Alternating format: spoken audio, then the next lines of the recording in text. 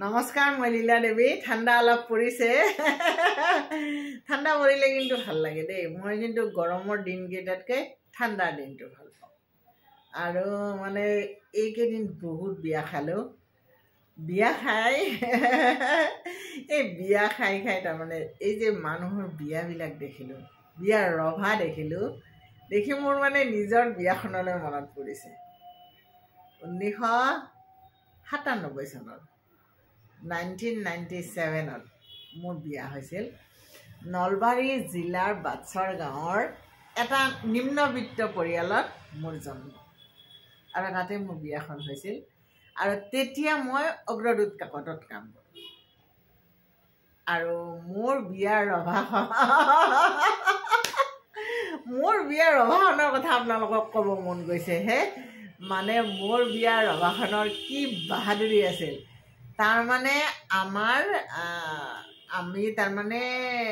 পিতাৰ তিনি ভাই ডাঙৰ আমাৰ পিতা ডাঙৰ মাজু পিতা সৰু পিতা আমি তাৰমানে একেলগে থাকোঁ একেখন আমাৰ মানে চোতাল দীঘলীয়াকৈ প্ৰথমতে আমি থাকোঁ তাৰপিছত মাজু পিতা থাকে তাৰপিছত সৰু পিতাৰ পৰিয়াল থাকে তেনেকৈ দীঘলীয়াকৈ আৰু আমাৰ বিয়া বাৰু চব একে চোতালতে হৈ যায় ধৰক আমাৰ চোতালখনত বিয়া বাৰুৰ যিখিনি মাংগলিক কাৰ্য হৈ গ'ল মাজু পিতাহঁতৰ চোতালত হ'ল খাদ্য মানে খোৱা মানুহবিলাকক খোৱা বোৱা আৰু সৰু পিতাহঁতৰ চোতালৰ তাতে ঘেৰি তাত ৰন্ধা বঢ়া আৰু মানে আমাৰ তাৰ পিছফালে আমাৰ বাৰী আৰু বাৰীত মানে 3টা দমকল আছে সন্মুখত পুখুৰী আছে গতিকে আমাৰ কোনো সমস্যা নাই যা হওক এতিয়া মই ৰভাখনৰ কথা কওঁ এতিয়া বিয়াবিলাকত গৈছোঁ কি ৰভা হে মাই গড চালে চকুৰোৱা ৰভাত মানে এটা সেলফি জোন তাৰপিছত কি ডেকৰেশ্যন মাই গড দেখিয়ে কিবা ভাল লাগি যায় আৰু মোৰ বিয়াৰ যিখন ৰভা আছিল সেই ৰভাখনৰ আচৰিত তাৰমানে আমাৰ ককাৰ ভায়েক আছিল 4জন ডাঙৰ ককা মাজু ককা সৰু ককা আৰু একদম সৰু ককা এই 4জনৰ পৰিয়ালকেইটা আমি একেলগে থাকোঁ আমাৰ 6 ঘৰ আৰু তাৰে এঘৰৰ দাদা এজনে মনো দাদাই মানে টেণ্ট হাউচ এখন খুলিছে মনো আৰু বাপু দাদা লগ লাগি এখন টেণ্ট হাউচ খুলিছে আমাৰ গাঁৱত মানে সেই সময়ত 97ত সেই টেণ্ট হাউচখনে মানে জনপ্ৰিয় টেণ্ট হাউচ আছিল আৰু তে পিতাই কৰিছে সেই টেণ্ট হাউচৰ পৰা টিং আনিছে দীঘলে দীঘলে চোতালত টিং আমাৰ পৰা একদম সৰু পিতাহঁতৰ চোতাললৈ একদম টিং আৰু চাৰিওফালে কি দিলে যে খুঁটা পুতিছে ন আমাৰ তেতিয়া আৰু কাম কৰিছিল মদন কাকাই আমাৰ মানে চুবুৰীটোৰ সেইটো ফালত মদন কাকাহঁতৰ ঘৰ আমাৰ ঘৰৰ মানে বেছিভাগ কাম মদন কাকাৰ ভায়েক দুটাই কৰিছিল কিন্তু আমাৰ বিয়াৰ সময়লৈ মানে বেছিভাগ কাম মদন কাকাই কৰিছিল তে মদন কাকাই খুঁটা পুতিলে আৰু টেণ্ট হাউচৰ পৰা চালিমাৰা বুলি কয় আপোনালোকৰ পৰা লিখিতত কি কয় নাজানো দেই তাৰমানে চালিমাৰা মানে এখন কাপোৰ আৰু ধৰক তাত মানে ওপৰত এডাল ৰছী তলত এডাল ৰছী থাকে তে সেই খুঁটাত কি হ'ল ওপৰত এইটো ধৰক খুঁটা ওপৰত এডাল ৰছী গাঁঠি মাৰি দিলে তলত এটা ৰছী মাৰি দিলে মাজৰখিনিতো খোলা থাকিল মদন কাকাই ক'লে যে মাজৰখিনি খোলা থাকিলে মানে কি হয় অলপ বতাহ চতাহ মেলিলে গোটেই খোলা হৈ যাব গতিকে মদন কাকাই মাজতে এটা ৰছী মাৰি দিলে এডাল ৰছীৰে গাঁঠি মাৰি দিলে ওপৰত এটা গাঁঠি মাজত এটা গাঁঠি তলত এটা গাঁঠি তাৰমানে এনেকৈ চাইনমাৰাকেইখন আনি চাৰিওফালে ৰভাটো সজাই দিলে আৰু ওপৰত টিং চাৰিওফালে বাঁহৰ খুঁটা আৰু তাত চাইনমাৰা এই হ'ল ডেকৰেশ্যন এতিয়া ধৰক আলহী আহি ধৰক সেইটো ফালৰ পৰা আলহী আহিলে প্ৰথম আমাৰ ঘৰটো পালে আচ্ছা এতিয়া কথা হ'ল তেওঁ প্ৰথম আমাৰ ঘৰত নোসোমাই মাজু পিতাহঁতৰ ঘৰত যাব বিচাৰিছে তেতিয়া তেওঁ বেছি কষ্ট কৰিব নালাগে আৰু ঘূৰি যাব দৰকাৰ নাই সেই চাইনমাৰাৰ মাজৰে এনেকৈ খুলি মূৰটো সুমুৱাই তেওঁ মানে প্ৰথমতে সুধি ল'ব লাগিছে ইয়াতে কোন আছা যদি দেখিছে যে ইয়াতে একদম মানে ভাল লগা মানুহখিনি আছে আৰু তেতিয়া তেওঁ মাজৰ গাঁঠিটো খুলি দিলে খুলি দি ডেং মাৰি চাইনমাৰাৰ মাজেৰে ওলাই আহিল মানে ৰভাৰ তলিৰ আপোনাৰ চাৰিওফালে সুবিধা যে আপুনি ৰছীটো খুলি সেইফালেদিও সোমাই আহিব পাৰে, এইফালে ৰছী খুলি তাতে সোমাই আহি আকৌ গাঁঠিটো মাৰি দিব পাৰে।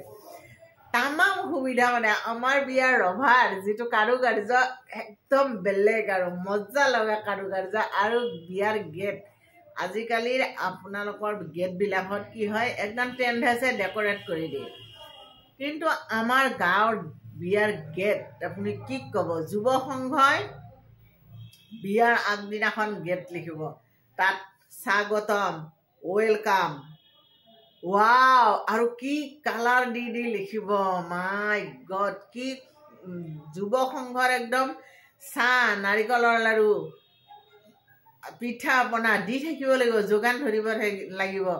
আৰু তাতে কেতিয়াবা বিয়ালৈ আলহীৰ ছোৱালী আহিলে গাঁৱৰে ল'ৰাৰ লগত বিয়াৰ ঠিকো হৈ যায়। বিৰাট ভাল লগা কথা আছিল সেইবিলাক, কিন্তু এতিয়া সেই চাৰ্মটো নাই। বিয়াৰ গেট বনোৱাৰ সেই যে এটা ৰহস্য আনন্দ, চাহ দিবলৈ আলহীৰ আগতেতো এনে কাম কৰা মানুহ তেনেকৈ আৰু কি কাম কৰা মানুহে চাহ দিব নগৈছিল, ঘৰৰ আলহী অতিথিৰ অহা ছোৱালীবিলাকে চাহ ঠাহ দিবলৈ যায়। তাৰে ভাল লগা ছোৱালীজনীক কোনোবা এটা জোকালে, কোনোবা এটা কি কৰিলে, তাৰে ভাল লগা গেট বনাই থকা ল'ৰা এজনক ধৰক ভাল লাগিল, গতিকে চাৰি চকুৰ মিলন হ'ল, তাৰপিছত ঘৰে ঘৰে কথা আৰম্ভ হ'ল। এনেকুৱা ধৰণৰ বহুত ঘটনা আগতে ঘটিছিল, কিন্তু এতিয়া টেণ্ট হাউচে ডেকৰেট কৰি থৈ যায়, তাৰপিছত আলহী আহি গ'ল। তাৰপিছত এতিয়াৰ কথাটো আকৌ বেলেগ, তেতিয়াৰ কথাবিলাকত আৰু এটা বেলেগ আছিল। তেতিয়া মই কাম কৰি আছিলোঁ অগ্ৰদূত কাকতত। মই ভয়তে বেছি মানুহ মাতা নাই, কাৰণ একদম মানে কি বুলি কয়, যিহেতু মই কৈছোঁৱে মই একদম নিম্নবিত্ত পৰিয়াল এটাৰ। মোৰ দেউতা আছিল পুৰোহিত, মোৰ দাদা 3জন, ভাইটি 1জন, আৰু আমি ভনী 4গৰাকী আছিলোঁ। মোৰ 3গৰাকী মানে বাইদেউ 2গৰাকী আৰু ভণ্টিৰ মোতকৈ আগতে বিয়া হৈছিল। মই একদম শেষলৈ আছিলোঁ, কাৰণ মই দেখিবলৈ একদম বেয়া আছিলোঁ। একদম শেষত মোৰ বিয়া হৈছিল। মোৰ বিয়াত দিনৰ সাজটো দিছিল ডাঙৰ ভিনদেউ, ৰাতিৰ দিছিল সৰু ভিনদেউ, আৰু মিঠাইখিনি দিছিল মোৰ মানে ভনী জোৱাই, আৰু বাকীবিলাক মই নিজে কৰিছিলোঁ। মোৰ দাদাহঁতৰ মানে ইনকাম সিমান বেছি নাছিল, সৰু সৰু দোকান এখন দি তাহাঁতে নিজে নিজে চলি আছিল, গতিকে তেনেকৈ সহায় কৰিব পৰা নাছিল বিয়াখনত। বেছিভাগ মই নিজে কৰিছিলোঁ, কিন্তু আচল খৰচটোতো খানা দুটা 2জন ভিনদেউৱে দিছিল, মিঠাইখিনি জোৱাই দিছিল, গতিকে গুলজাৰ বিয়া এখন আৰু।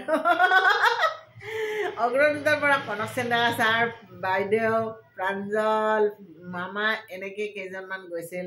বেণী মাধৱ গৈছিল, বেণী মাধৱ ছাৰ, বেণী মাধৱ ছাৰৰ বৌ, মনোজ ভট্টাচাৰ্য, পদ্ম সিংহ, তাৰপিছত আপোনাৰ বাবুলাল ছাৰ, এনেকৈ বহুত কেইজন বিয়ালৈ গৈছিল। আৰু বিয়াখনত গৈ তাজ্জুব মানিছে আৰু ডেকৰেশ্যন চাই, কৈছে বা লীলা কি ডেকৰেশ্যন হে, মই বোলো একদম ফাটাফাটি ছাৰ, একদম সাংঘাতিক।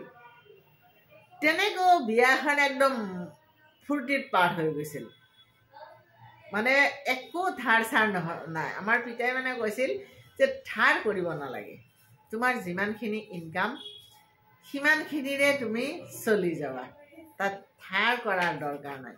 ধাৰ দিন নকৰাকৈ তুমি যিখিনি পাৰা সেইখিনি কৰিবা। ময়ো সেইখিনিয়ে কৰিছিলোঁ।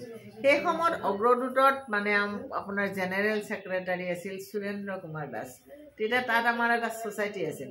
আৰু এটা কথা কৈছোঁ, সুৰেন্দ্ৰ কুমাৰ দাসে পৌৰাণিক ৰামায়ণ, মহাভাৰত, পুৰাণ চব গ্ৰন্থ অনুবাদ কৰিছিল। তাৰে মই 12খন পুৰাণ মই নিজে কিনিছোঁ। আৰু তেখেতে মোক কৈছিল যে লীলা, যদি তোমাক লোন এটা লাগে 1 লাখ টকাৰ তুমি ল'ব পাৰা, কিন্তু মই নল'লোঁ। যে মই ছাৰক ক'লোঁ যে ছাৰ মোক লোনটো নালাগে, কাৰণ লোন এটা লৈ আকৌ টেনশ্যনত থকাতকৈ একদম সৰুকৈ কৰি বিন্দাছ থকাই ভাল, সেই বুলি ভাবি মই লোনটো নল'লোঁ।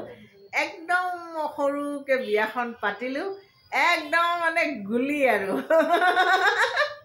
এতিয়া সেই বিয়াৰ ৰভাখন আৰু আজিৰ বিয়াৰ ৰভা দেখিলে মানে নিজকে কিবা পাগলা পাগলা লাগি যায়। মোৰ বিয়াৰ আপোনাৰ ৰভাখনৰ কথা ক'লোঁ, আৰু বহুতকেইটা কথা ক'বলগীয়া আছে, পিছত ক'ম, ঠিক আছে, বাই।